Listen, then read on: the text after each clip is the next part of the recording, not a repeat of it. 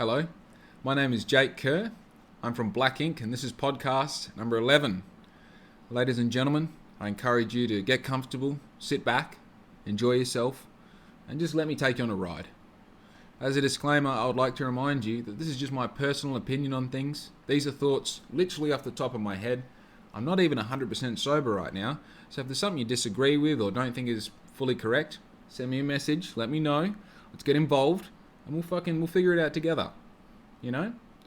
But I tell you what I won't be able to figure out is how people think that half the ads that are on Facebook Marketplace and on Gumtree are okay.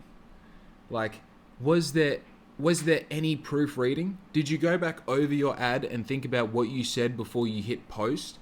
Did you consider the person who's actually trying to buy the thing off you might want a little bit more information than the very limited fucking capacity of context you can give to something? Like when people advertise a motorbike for sale and they don't put what year it is or like how many Ks it's done, and they put like expression like, oh, I'm selling my Honda, expressions of interest. I don't really want to sell it, but if someone comes on, look, bro, we know you want literally 50% more than what this thing is worth, but at the very fucking least, can we have the kilometers? Can you please pretend like the person who's buying it knows a little bit about motorbikes and would also like this information and maybe might, on an odd fucking weird chance, they might like it as much as you and want to buy it if you did that. They might give you an expression of interest. You know what I mean? And like, what the fuck is with Gumtree letting people post the same ad but with different titles across multiple categories? Like, I get it, bro. You definitely take cash for old fuck cars, but why am I seeing it in home appliances? Why am I seeing it in home appliances? By the way, it's easy to fall into the trap of thinking that everyone watches the same shit that you do and therefore everyone has the same information in their head. But how is this for a way of making money? This is literally something I would do if I wasn't fucking flat out talking to myself in a camera, you know what I mean? And making t-shirts and whatnot for BLXCK INK. You can go on Gumtree and in your area you can go to freebies. And in freebies is literally typically it's shit that people throw out, but they don't want to actually throw it out because it's still worth something to someone and they would rather someone have it than it be thrown out. And a lot of the time, the reason they don't try and sell it is because they don't believe it's worth anything. They don't believe it's worth the energy as to what they're going to get. Say it's a $20 thing. By the time you post something for $20, someone wants all the information because it's going to be a transaction, so they want to make sure they're getting their money's worth. And then past that, they try and talk you down and haggle, and then they've got to come to your place, and they can still try and talk you down. So they go, look, it's free. If you want it, come and get it. Otherwise, just shut the fuck up, You can go get those things and then put them on Facebook Marketplace for like $20 or $50, whatever you want, and you can just make that money. And then on top of that, if you're already like a real entrepreneurial sort of dude and you've already got a car or a trailer or maybe a ute or something or have access to one, you can then offer delivery on top of these things and make hella skrilla. Just like that. You can just go and do that. Like right now, while you're listening to me right now, you can get Gumtree, go down to freebies, see the best looking couch, go and pick that up today, advertise it tonight and sell it tomorrow for a fucking deal as long as you're going to go and deliver it. You know what I mean? I think it's crazy to think that literally every business that you can think of is literally only offering a product that has efficiency attached to it, and the thing that you're actually paying for is literally the efficiency. If you can take a job away from someone for whatever that job might be and create an easier path for them, then they'll take it, right? For example, I'm actually not fully, I think I know who it is, but I don't want to say who it is out of fear of being wrong. There's this pub that's just done a massive renovation up in Perth, right? And what they've done with, instead of having like a menu and ordering service, what they do is they have a QR code on the table that you scan with your phone and it brings up the menu. And then from that menu, it knows what table you're on by what QR code you've scanned. You can tap what you want as far as meals, drinks, and it'll just come straight to the table. So you don't go to the bar anymore. But what this has sneakily done has provided supreme efficiency. You're in the middle of a conversation and you don't want to get up and break the conversation or whatever. You press a button and a drink comes. It's your turn to buy the round and one other person puts their hand up. You're so much more to go, yeah, of course, and tap it in the moment and keep going because there's no separation in time between you getting up and going to the bar and then whatever it is. Adding supreme efficiency to things, people will pay for it hand over fist. And in a situation like that, you're probably going to find that they're going to get a big jump in their sales just because people have it that much easier. They don't have to physically get up out of their seat and walk to the bar. They just press a button. You know what I mean? Oh, yeah, and it's good for COVID as well because you're not all fucking sharing menus and standing up and all the rest. And yeah, I probably will. Yeah, I don't even want to fucking go to that subject.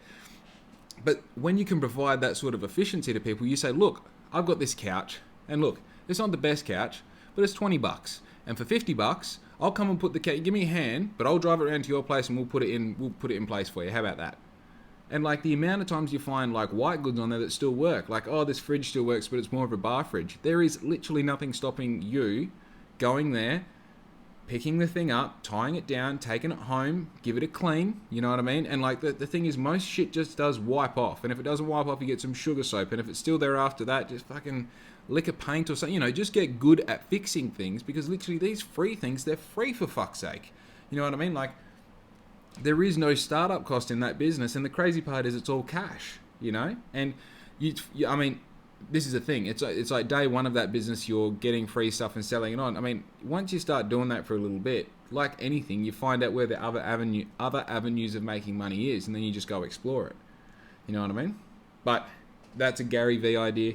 I'm not fucking claiming anything to do with, you know, making it up. I just like, it's one of those things where I tend to frequent online listings in general because I like to know how much things are worth. And like, it's really interesting to know, obviously, when it comes to trade and it comes to like people having transactions with one another, there's like everything, there's kind of a line where there's like everything recorded and everything not recorded. So basically, if you use your card, if you get a receipt, if it's in a store, even if it's like a stall at like a market sort of thing, that's all above the line. That's all things that are recorded. But you find like all these transactions that are under the line, like a lot of secondhand cars, secondhand bikes, boats, jewelry, and then like everything that people collect that's in a home, pretty much everything you can buy and sell on Gumtree. It's really interesting to watch the fluctuations of like values and things that you find on Gumtree, because it kind of reflects how people are feeling. Like, as soon as Australia found out that we weren't going to have any more new cars, or the world found out there was going to be no more new cars, the price of secondhand cars went through the fucking roof. Now we're actually starting to see that price kind of settle down now. So it's like we saw it kind of trend up and starting to trend down again. And the prices of like Harleys and dirt bikes and shit like that, and the amount that were getting stolen as well during that period was crazy. It's definitely an interesting metric to go alongside the, like, I spend a lot of time visiting small businesses in Bunbury, and it's interesting that I go to different small businesses in different industries and find that everybody, like, it's interesting to get a feel on what the town is doing as per how busy those businesses are in the back end. And it was crazy to think over COVID, supposedly, like, there was no money around, everyone was out of a job, blah, blah, blah. Everyone was fucking busy as.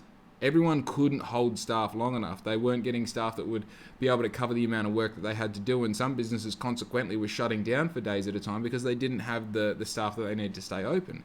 And then you put that on top of the fact that people are getting telephone numbers for bloody 15-year-old cars with 200,000 Ks and they're ready to fucking blow up because they're a car that runs. You know? It's just an interesting, as I said, it's an interesting metric to kind of align with like the overall feeling of what's going on in your environment around you, to know that, like, okay, say if you do have a car out the back that, you know, 2 years ago it was a $500 heap, but you've kept it registered, that might now be worth $1,200 to someone. You go, okay, cool, well, it might be time to sell that particular car, you know? But also, I mean, I've just spent an hour breaking down what I know of how the basics of how like the stock market works and how you can, you know, pretty safely invest money if you're in it for the long term and all the rest. It's, if you start talking about making money, and especially when you're like just on your own trying to make money and looking around at all the options, it is one of those situations where the more you look, there's 1,000,001 ways to make money. It's just a case of bloody picking one, understanding it, educating yourself with it, and executing the decision you're going to make and sticking to that decision. You know, but that's a topic of its own. You know what I was thinking about last night though, is have you ever felt sunshine directly on your asshole? And the reason is, I don't think you have. And the reason behind why you haven't is I'm not sure. And when I thought about it, I thought, well, there is no reason for me to ever feel sunshine directly on my arsehole. And I don't mean like a little brisk of light. I mean like pants down, bent over, pointing that thing up at the sun and just pulling it open so it knows that it's looking at the sun. You even find the sun starting to get a bit of a fucking weird eye about it because it knows it's being stared at by something else. I think it's just crazy to think that, like, as a human who was born without clothes but spends most of my life in clothes, that doesn't happen at least once a year, you know? Like, it just seems like the amount of times that I put shoes on and off, or the amount of times that name the activity. There's so many normal activities, and it's so weird that that's not normal. And it's not that I want to do that or I want to know why. It's more to the point that why are unnormal activities normal? Why do we not do them, you know? Because I'm not 100% sure, and the only reason I don't know between having this thought last night and right now is because we haven't had any valid sunshine to point my asshole at, right? And I think that it would be one of those sensations that it wouldn't be like, oh my God, I need to do this every chance I get, but I think it would definitely be one of those things like, oh, that's what that feels like. Now I know if I'm in the situation where perhaps I'm naked in the sunlight again, I might bloody aim the missile, you know what I mean? But when I think about why I've never done it before, it's because for some reason that would be a really weird activity. A really weird activity.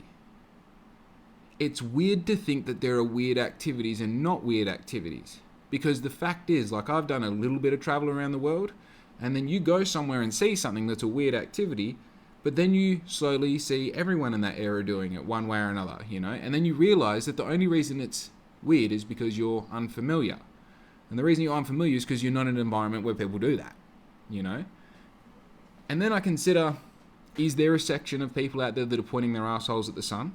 And do they think I'm silly for not doing it? Because I think that if someone came up to me before last night and said, this is what I do, it's like, okay, man, I have cold showers every now and then to bloody biohack my body, but if you're telling me there's something about pointing your asshole at the sun that gets you ahead in life, then I'll give it a shot, but at this point, you're pretty fucking weird. You know, you're abnormal. You know what I was guessing. And that suggests that there is a whole bunch of things out there that we don't do, whether they're beneficial or not, or have any sort of benefit, that we don't do because we put these walls up as to like, well, it's not me, it's not normal, and it's weird, and I don't want to know about it. Right? And I think I've almost touched on this in another way. I think I'm just re-describing something that I already think to myself in a slightly different way, and because that slightly different way, it has a different meaning, and I identify with it differently.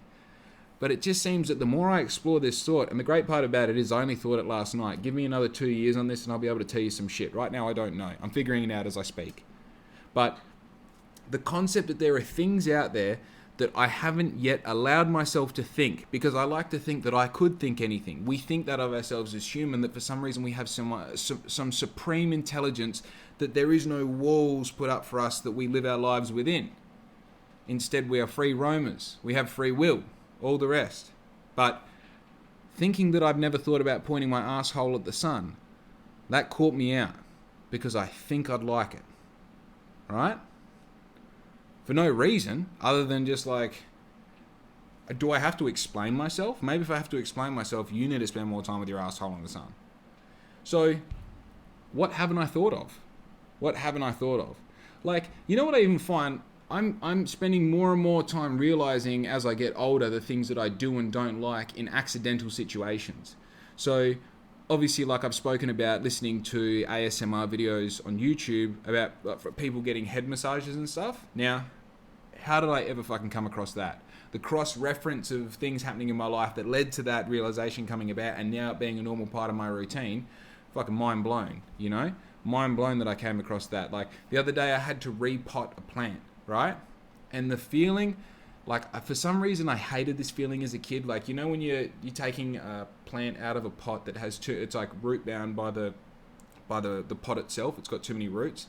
The feeling of the soil breaking apart as the roots are breaking apart and all that, like it felt like detrimental to my whole life when I felt that as a kid for some reason, and I didn't like doing it. So I was always very, very careful to make sure you kind of get the whole thing out and you take the pot off and then you're in the hole. So it doesn't break apart at all, like as if I was hurting the plant by letting those things. But then repotting this plant the other day, I felt like the soil break apart around my fingers. I could feel the roots in that, and for like some weird reason, I was like in a way primarily I was fucking blown away about how it felt on my hands. I was like, this is cool. And then the second part was like I had this different relationship with plants now that I get older for some reason, as if like I actually can feel that they're alive, where before you knew they were alive, but because they didn't have like a pulse and you're like, oh yeah, that's doing what it's doing. You know, it's got a heartbeat, I can feel things going on, or it's responsive to me in real time, that you don't really have that relationship with them. And now as an adult, I look at trees and I look at weeds growing, and I feel guilty if I have to pull them because they're a form of life in some way, you know? And having that feeling of the soil and the roots, it's like, oh, that's right. There's a whole part of this life that happens that we never know about until that plant inevitably dies for whatever reason. But the crazy part is it has its own veins and arteries growing into the earth, which are pulling up nutrients and fulfilling this plant. And I get to feel it in my hands for this passing, for this, you know, fleeting moment between pot and ground, or pot and pot. You know what I mean? And look, don't get me wrong. What I just said sounds like the most stone shit ever. I get that. But also, have you stopped yourself from having that experience and in letting yourself enjoy the soil fall through your hands because it's, oh, that's such a high thing to say, man. That's kind of my point, isn't it? That's kind of my point. Like, the sensations that, you know, I can't believe that every time I have a hot shower, it blows my mind as to how fucking nice it is. And I feel like I only have that happen because I let myself be blown away every day about how nice it is. I don't go into the shower going like, fuck, this is going to be the craziest thing ever.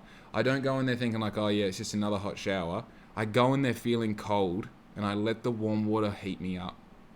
And I let the sensation of what's just going on to me in real time be satisfactory.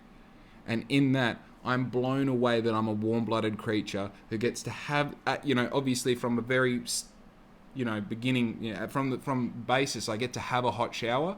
But not only that, I get to really embrace it and be like, oh my fucking God, I'm getting warm right now, you know? It's like giving yourself permission to have these thoughts and these feelings, and not let the idea of, you know, yeah, it's just a hot shower, you know, like I have 2 of them or 3 of them a day if I really want to. It doesn't fucking matter, you know? It's like letting yourself be blown away by that. Letting the soil be fucking a connection between you and the plant, and like even giving yourself permission to do things like it's not even like if no one's around I'll do this. I'll do this just in general. Like talking to the plants, talking to animals as if they can 100% understand you. You know, like I have a feeling that even if it isn't on such a verbal sense of like when I say something to, an easy example is like my dog, right? I think that my dog, obviously I know my dog responds to certain tones in my voices and like, I was going to say the temperature, the volume of my voice.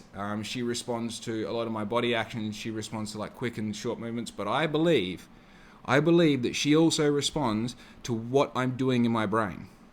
I believe so much so that I guess, you know, without the fucking having the la-di-da version of saying it, like the vibration or the frequency that you're thinking on, I think just the overall vibe. You know, I think the overall vibe that you are consciously excreting or experiencing or like pushing out into the world, the thing that you are creating through your conscious thoughts, I think that has so much to do with, I mean, before you even get into manifesting, I'm talking about just creating an environment that the other living things around you can be a part of and can respond and react to. I truthfully believe that if I look at Louie with love in my eyes and that feeling in my mind of like, this moment is just for you and me right now, that she hears that louder than any tone and any volume and any body movement. Like there's something going on that's greater that we don't, like, for some reason it's like a fourth dimension. We can't even really put it into words or explain it or like put it into a feeling or something. It's just like something that seems to be when you get yourself on that path and keep yourself on that path and you want to have that relationship or that communication with these living things around you, it's there and available, but only through faith, you know? And the whole idea is even saying this to a camera by myself is fine because there's no one here who's going to go, oh yeah, all right, yeah, and then I've got to go on the defense. I mean, the crazy part is you say this in a group of like, say 4 truck drivers, dude, shut the fuck up. That's game over. You'd be called a faggot before you can finish a sentence. You understand? That is the reality of what's going on. Yeah, the reality of what's going on. And the reason is because, I'm not going to say truck drivers, but people in general, they do have these blinders up. They have these blinders up about not even what they think they can achieve. That's the easy shit to talk about because you can do anything you want. The thing stopping you between what you want and where you are now is your thoughts. That is how that works. I'm sorry if you disagree. That's how that works.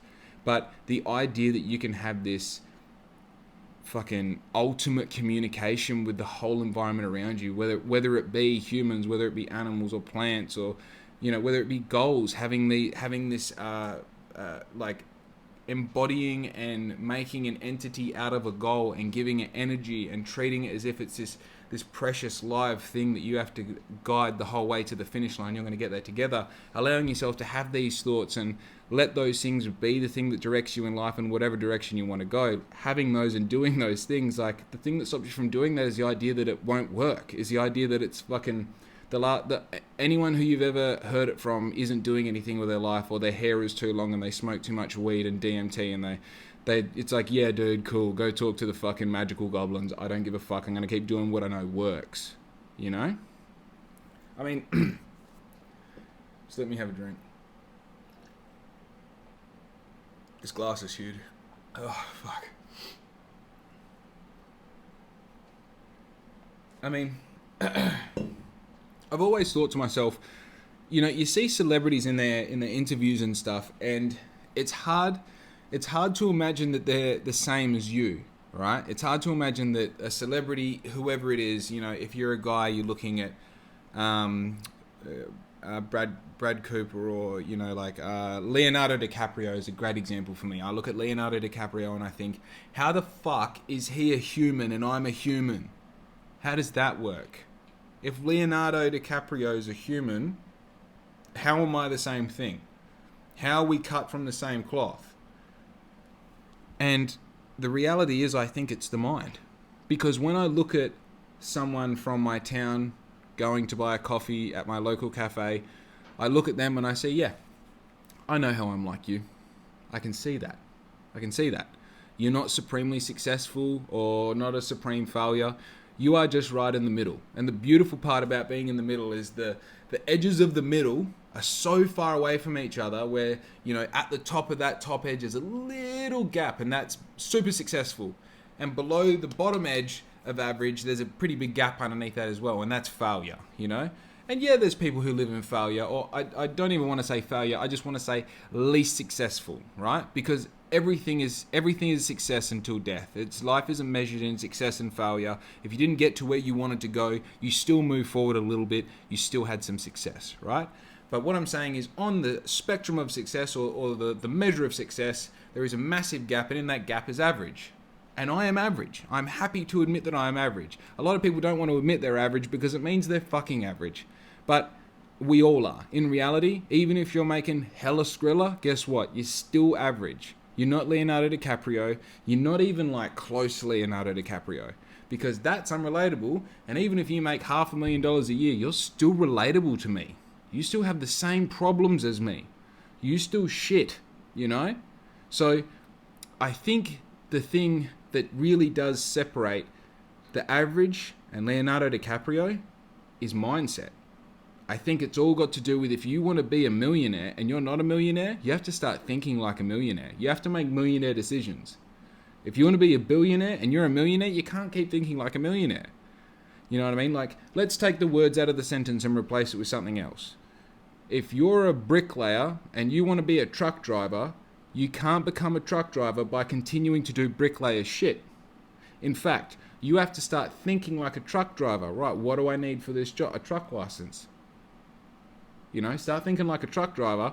1, bricklaying doesn't become as attractive as it used to, and 2, you become a truck driver. When you replace that in your mind with, right, if I want to be a millionaire, does a millionaire spend... Here's a great example, right? I got told this by a friend the other day, and it fucking blew... The more I thought about it, it blew my mind, right? So, one of the more expensive car insurances on the market is RAC. It's not that it's more expensive, it's when you get the whole list of all the ones you can get. RAC is always one of the last ones you get because it is a bit more pricier. Now, the price difference in percentage is fuck all anyway, so it's, if you're going to spend the money and you trust RAC over everything else, you go RAC. But given my financial situation at the moment, I actually go with one that's a little bit cheaper than RAC. And he said, well, think about every time you go to get fuel. What's the first thing you hear when you walk in the door? And you know what? I knew the answer straight away, which goes to show how fucking effective this is. They ask if you have an RAC card. Gets you 4 cents off a litre. And then your RAC card gets you discounts on a fucking boot full of shit in all these other industries. Now, if you look at all the discounts that RAC offer by just holding an RAC card, and look how many of those fit into your normal lifestyle and money you would already spend, and then you actually utilize these discounts and then take that off your yearly budget and then adjust that into your car insurance amount, you'll find that you're probably going to save money by going with RAC, even though the initial premium cost, their monthly cost or their yearly cost, is more than the others. So by partnering with them, by being insured by them and utilizing all the partner discounts that they have, you're still coming off ahead even though it costs more. What the fuck is going on, right? I mean, I love learning shit like that because it's just like so obviously true that you're like hearing it and you're like, I can't, yeah, like that yeah, I feel silly, you know? And the crazy thing about like thinking like a millionaire, like obviously I'm on the path to become, my goal is to be so much more than a millionaire for you know, like reasons that are I feel worth more than money, but a byproduct of what I'm aiming for is to be wealthy, and in that is being a millionaire. And when I make the decisions that I make now, it's very easy to make decisions when I use the framework of how would a millionaire make this decision, because the crazy part is when I rely on the decisions that I normally make, that person, that character that makes her decisions, the person that has got me to exactly where I am right now, which is not a millionaire, it's easy to poke holes and pressure test those decisions and see that a lot of them are emotionally based. And that's the thing about being a millionaire, they're logic based. I'm not saying that every millionaire is logic based. There is a lot of intuitive direction, which I also rely a lot on. But when it does come time to decision making, when I remove the emotion from these decisions, it's really easy to go like, oh, you actually don't need that $300 night out right now. You need to just chill, and then we can have a $3,000 night out when we've got 6 zeros on the end of our bank account. So don't worry about tonight. That's nothing. But I go, yeah, but it's my friend's birthday. It's like, guess what? Your friend isn't going to die in the next year, and you're probably going to be able to have that night without fucking yourself over. You know what I mean? So I get that it sucks right now, but just chill. Just chill. Keep on doing your thing. Grind. Be consistent. And then when the day comes, you can go and do it properly. And you go, oh, yeah, okay. And then that grumpy character that has made all these decisions that said, nah, fuck it, you only live once, go and do it now. He's just sitting there going like, fuck. And that's okay, fuck him. That's okay. Doesn't matter. Felt cute, might delete later. I hate that. I hate that. Felt cute, wanted to get as much attention as I could, and fucking here we are. So, when you think about what I've said collected all together, what is possible for you, and I guess this is a question for you to take away and think about, what is possible for you when you start to consider all the things that you haven't allowed yourself to think of a possibility because of reasons that either you or I know? What is possible? And furthermore, what's stopping you from doing that thing? I think that's a really good question in general. I mean, if you, like, I've had a couple people, I've actually had 2 people talk to me in the past week, let's say a week, it'll be 5 days or so, about starting their own small kind of interest, like a business. And it's cool to hear people's ideas, you know, saying, oh, I want to go into this industry, I want to use this and this, and here's how I think it could work, and here's other businesses that are doing it, and I would copy what they're doing, or not copy, but I would use what's effective in their business and my business and build off that, and blah, blah, blah.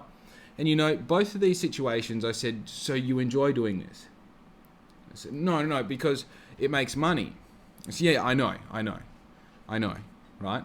But if you're going to make money, if you want to make money, I wouldn't go about it doing it that way. I think you have a question to ask yourself. Do you want to buy a business or create a business and set up a lifestyle long-term around something that you actually want to do every day that makes money? Or do you want to make money? Because if you want to make money, dude, go sell drugs. Like, go sell drugs, go. That makes money. You don't have to pay tax on it. That's what it's about.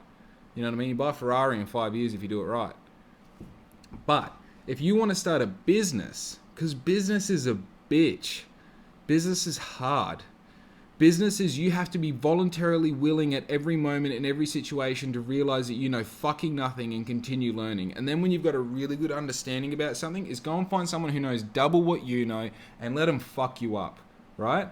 That's what business is really all about. It's about making decisions that are hard to make at the right time, pulling the trigger, executing and moving forward, and not thinking about, not letting any sort of failure that you've had hold you back, and just keep going. Business is failing so many times that you realize all the shit that doesn't work, so then you can do the thing that does work and then use that to your advantage, right? That's essentially what business is. Why not do that for something that you love doing? Why not? Like, there isn't a part of Black Ink that I don't like doing. This podcast, I hope it turns into something, because I fucking love sharing my ideas.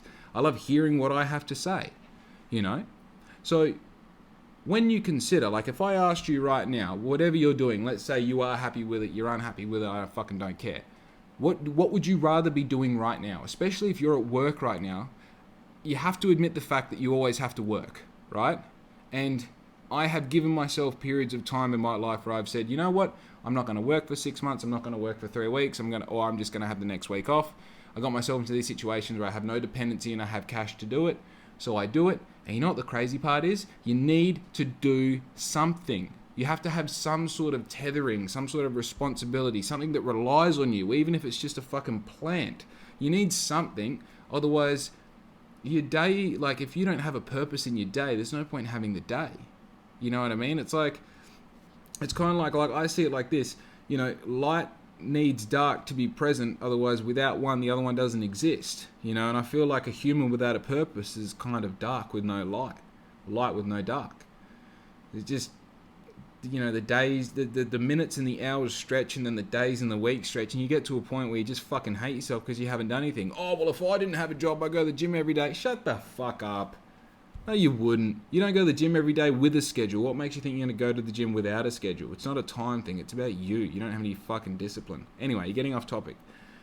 So you have to work every day. If you weren't doing the thing you're doing right now that you do or don't like, what's the thing that you would be doing that you do like? What do you enjoy doing? And in the words of Gary Vee, again, a lot of people think, he said one of two things. I think one of them is you are too embarrassed to say what it is, or you think it won't make money. Right? And the crazy thing is, it doesn't matter what you're into. We live in a day and age where you can monetize it. There is more than one way to skin a cat, and in 2021, there are millions of ways to skin a cat. Right? YouTube it, figure it out. You can take something that you're interested in and you can turn it into a business 20 different ways. But having that conversation first where you go, well, what do I like doing? What do I like doing? And again, I know I've already had a podcast speaking a lot about what you like doing, but it typically does start from probably one or two things: paying attention to what you do every day and focusing on the things that like give you just the littlest amount of satisfaction. And the second way is just doing things, whether you think you like them or whether you think you don't like them, right? Here's a good one. Like, this is an easy example for me because I rollerblade better than I can walk. But if you haven't been roller skating or rollerblading ever, or haven't been for a long time, go this weekend. I don't care if you think you do or don't like it, or any story you've got related to or whatever. Just go and do it, because it's such an out-of-body, unreal experience that when you're doing it, in those first few steps you get where the wheels kind of just take you on this path that's more than walking but not as much as running, and you're putting in a tenth of the effort, you're like, oh my fucking God. And you know what? You might find you like skating. You might find that you like skating, right? Actually, here's a fucking tangent for you. So we are in the middle of a fucking skating revolution. Inline blading and skating have just absolutely taken off. And you know who the biggest winners of this are? It's not even skate shops. It's girls that have never skated before, and then they go and buy a pair of like Impala skates from fucking City Beach for $99 or something crazy. And then they post a 30-second video of them every day on their skating journey, showing the progress that they make on these skates. Now look, I'm not against them doing what they're doing. I'm against living in a fucking world where this gets them to be like having like over 100,000 followers. What?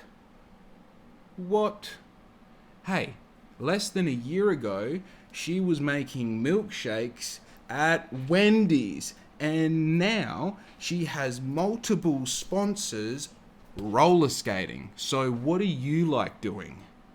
You know what I mean? What do you like doing? Just seems pretty crazy that that's even a fucking... Yeah, look at that. That's nice. That's even like a thing, but just a great example of the fact that you literally can find something you like and turn it into a business one way or another. Gary Vee's example was like, oh, you really like worm farming and like keeping worms and things like that. It's like, yeah, but how do you turn a worm farm into fishing shops? Sell live worms to fishing shops? You know, like figure out, sell live worms for people with plants, sell live worms to people who have fucking, you know, and they already sell worms at Bunnings. So create your own thing. You can work from home, make a Facebook page, get it fucking crazy, and then work from there. Dude, there is more than one way to skin a cat. But it all starts with, what do you like doing? Like, so another thing I think people like to get caught up on is the, let me think. People get caught up in trying to solve too many problems at once. I know I definitely get caught up in trying to solve too many problems at once. What happens is I'll start at the beginning of the day with, I've got to do this, and this. Now, typically the jobs that I have, probably 50% of them are repetitive, and the other 50% are answering a question that I have or solving a problem that I have. And I find that the day gets stuck in the bottleneck if I try and solve all the problems at once, right? Because all of that shit can't fit through the funnel at once because the hole's not big enough. And the reality is, like, your brain is that hole, and trying to fit one problem at a time is fine, you know? So instead of going like, yeah, I mean, I love flying kites, but how am I ever going to turn that into a business? Okay, we've solved one problem, what you like doing. Let's talk about it. So what type of kites do you like to fly? Why do you like flying them? Is there a specific sort of kite that you like flying? Is there some sort of, like, in your kite flying experience, have you found yourself at kite flying expos or kite expos, or you're on particular forums online, or is there a Facebook group, or is there an Instagram page? Is there particular materials that work better than others? Is it hard to source those materials, or is it easy? Do you have somewhere that's close to where you live that has these materials? Could you manufacture these things? Could you get these things from overseas and then build kits? Could you create... Dude, I thought of kite flying off the top of my head just then, and then came up with all those questions. That's how you do it. That's how you do it. I mean, answer any one of those questions and turn it into a business. You know? It's just what I think. I like the idea that we can do anything at any time. And the more that I kind of pressure test that, it seems to be that there is no boundaries. There's no boundaries at all. The only thing that we're running out of is time and energy the older we get. And I was actually talking to someone, this was a brilliant conversation I had this morning, actually. I've developed a sort of mentor with another local business owner, and I think he's within 5 years older than me, but he's just like, he's had his nuts on the line for like 10 years, I'm guessing, because he's definitely got he has worth in what he says. When he speaks, he's speaking from experience. And I said to him, do you ever find yourself disappointed that you're not achieving your goals, or like that sometimes you feel like I think the question was, do you find yourself running a day behind? And he said, sometimes. I know what you're talking about. Sometimes I find myself running a day behind, and then sometimes it seems that day behind runs for a week. He goes, but what's going on is you're setting unrealistic goals for yourself and then not achieving them, and then burdening yourself with the fact that you're not achieving your goals as quickly as you want to achieve them. But I said, you're right, and here's my counter. If you have a job that is going to take 2 weeks, and you say, bullshit, I'm going to do it in a week, but then it takes 10 days, you still did it 4 days quicker than what initially the goal was. And even though you went through some guilt in the meantime between, 7 and 10 days, even though you went through some collateral damage, at the same time, we're still 4 days better than what we were. Yes, but is it at the emotional cost of having that guilt of not getting the job done, or perhaps doing a lesser quality job because you're rushing to meet that goal? And I feel like it's caught between a rock and a hard place with the answer, because in this early stage of business, I feel like I'm always running late anyway. I have a million good ideas every day that I've got to reduce down to 100, and then I've got time to execute 5 of them. So how can I not feel like I'm running out of time? Because the thing is, once I've executed one good idea, I've still got another 3 in backup, and I've still got another 10 that I want to do some research on to see if they're going to make it to the 3 that I'm going to execute. It's just it's an interesting way of living when you are relying on only your mind and what your hands can do to generate money, and then turning that into a physical reality, It's fun. It's fun as fuck. and it comes with heaps of this deep thinking like, dude, do I ever point my asshole directly at the sun? Doesn't matter what happens from here on out. You know, if you've listened to this much of the podcast, you're going to find yourself in some situation in the future where you will probably do it, and even if I'm right or wrong, you're going to think of me.